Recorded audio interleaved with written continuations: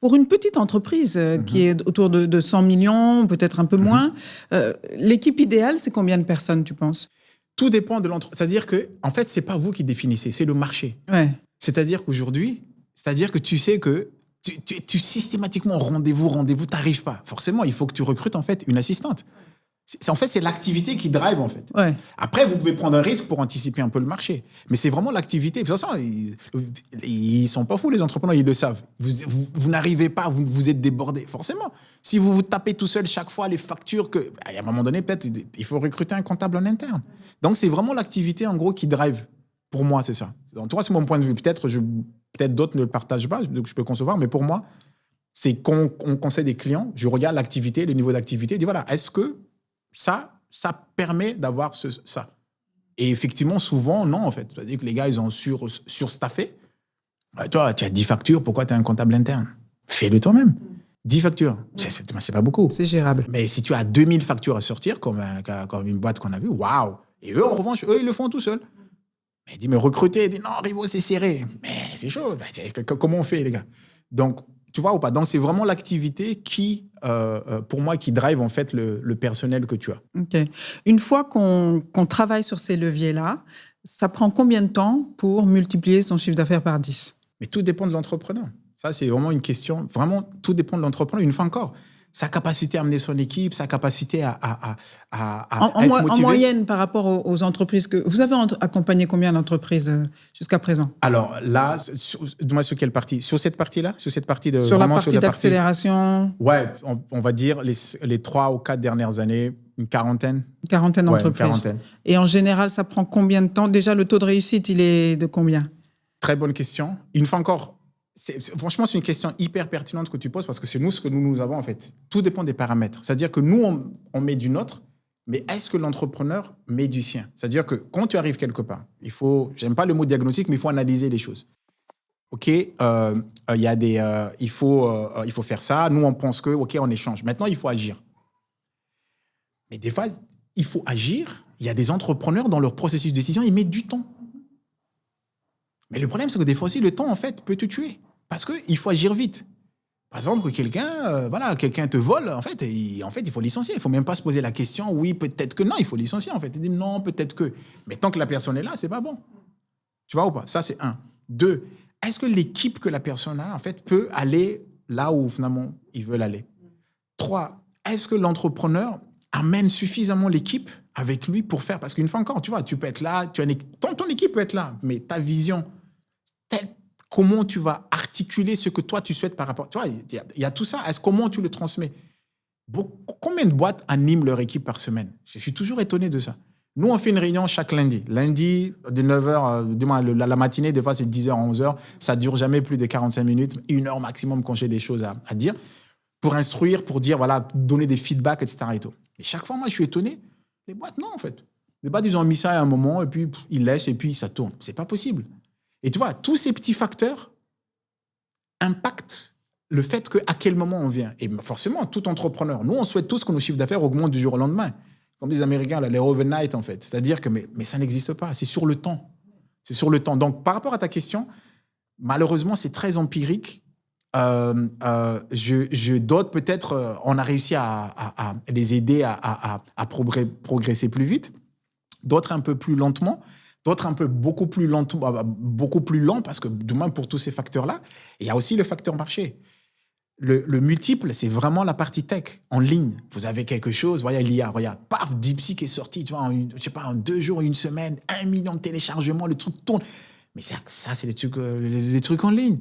Si tu fais boulangerie, pâtisserie, mécanicien, boîte de prod, tu vois, si tu as une croissance, tu vas jamais avoir une croissance incroyable comme ça, sauf si tu gagnais un marché.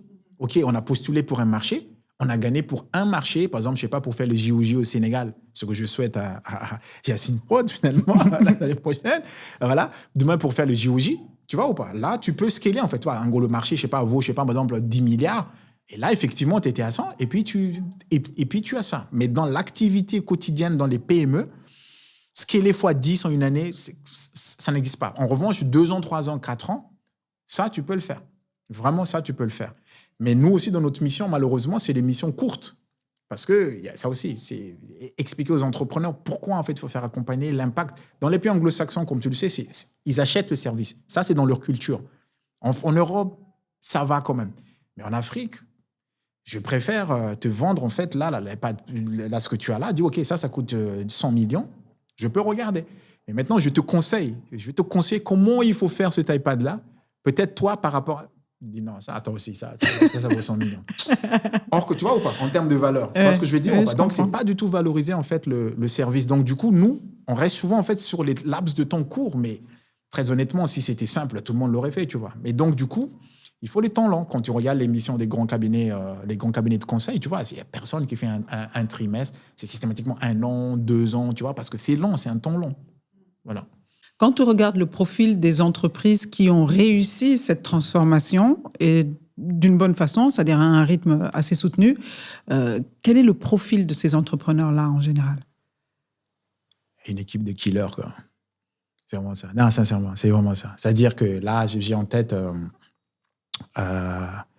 quelqu'un, ouais, lui déjà hyper carré, vraiment, il a tout. Mais ouais, vraiment, là, aujourd'hui...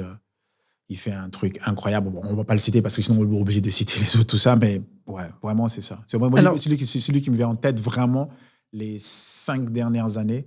Mais là, tu parles de l'équipe. Mais ouais. La personne, le chef d'entreprise lui-même, quelles sont ses qualités? Mais je pense que c'est ça. C'est-à-dire que je pense que si l'équipe est bonne... De savoir s'entourer? Non, mais franchement, si l'équipe est bonne, c'est que le gars même, il est bon. C'est ça aussi. Oui, mais... Non, je veux dire, il y a des qualités précises peut-être qu'il faut avoir. Mais si l'équipe est bonne, c'est Nabou, c'est que le gars, il a mais trouvé. bien sûr, oui. Voilà, donc, si déjà lui, il a su monter une équipe, une bonne équipe, c'est que lui-même, en gros, j'imagine, il a su, comment on appelle ça, inculquer à l'équipe, qu'est-ce qu'il attend de l'équipe. C'est ça surtout. C'est ça, en fait, que j'ai envie de, un message, j'ai envie de dire aux chefs d'entreprise.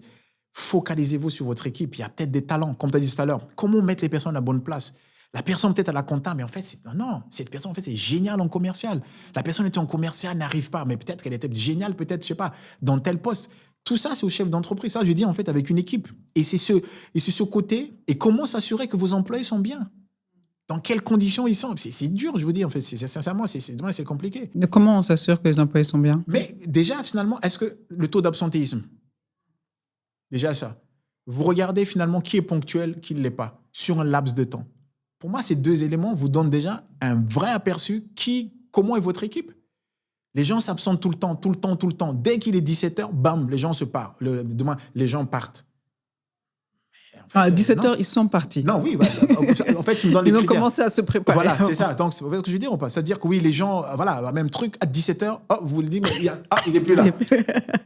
Pourquoi, en fait? C'est ça, c'est tout ça. Si les gens se sentent bien par rapport à tout le travail, oui, il peut des fois 10 minutes, 15 minutes, peu importe. Mais une fois encore, je le dis, les droits des salariés, c'est les droits des salariés. Il faut les respecter. Il ne faut pas non plus... parce que aujourd'hui aussi, c'est à la mode.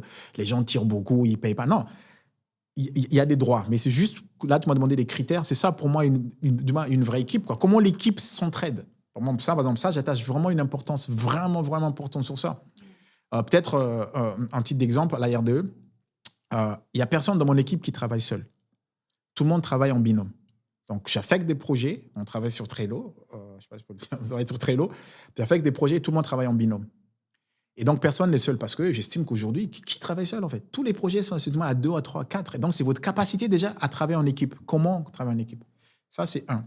2, et maintenant, donc, s'assurer comment l'équipe, en fait, gère les trucs de projet. Pourquoi ça avance pas? Qu'est-ce que ça avance? Mais ça, c'est mon rôle de faire en sorte pourquoi ça avance pas. De quoi avez-vous besoin?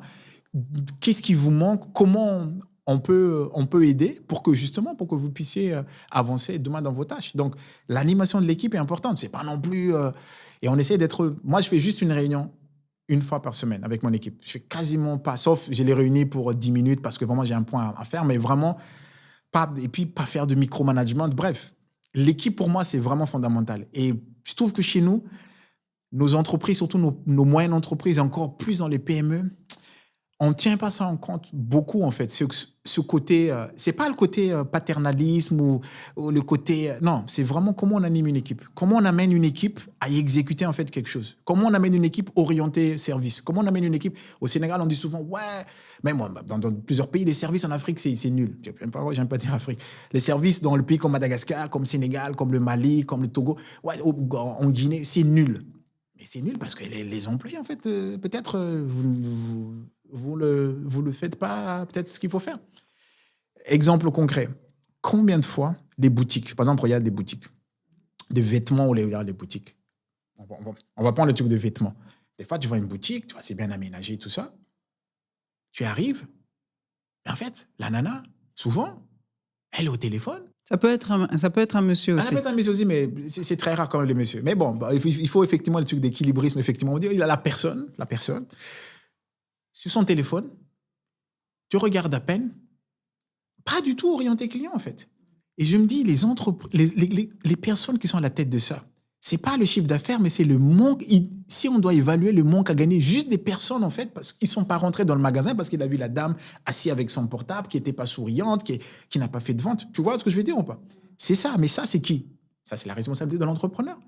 Si tu la formes pas, si tu la suis pas, si tu t'assures pas que ça dans son quotidien, elle, d'accord, c'est les ventes, tu vois, des fois, il y a des clients, il n'y a pas de clients, mais quand tu n'as pas de clients, qu'est-ce qu'il faut faire? Comment il faut faire? Peut-être, forme-toi sur... Bref, toute une animation, comment ça va? Tu vois, tout ça, pour moi, c'est quelque chose qu'il faut faire pour arriver à ce stade-là. Mais c'est quasiment impossible pour moi d'arriver à ce stade-là sans faire ça. Sauf si tu fais des shortcuts bidons, là. Mais c'est juste pour un temps, mais ça ne peut pas perdurer, quoi.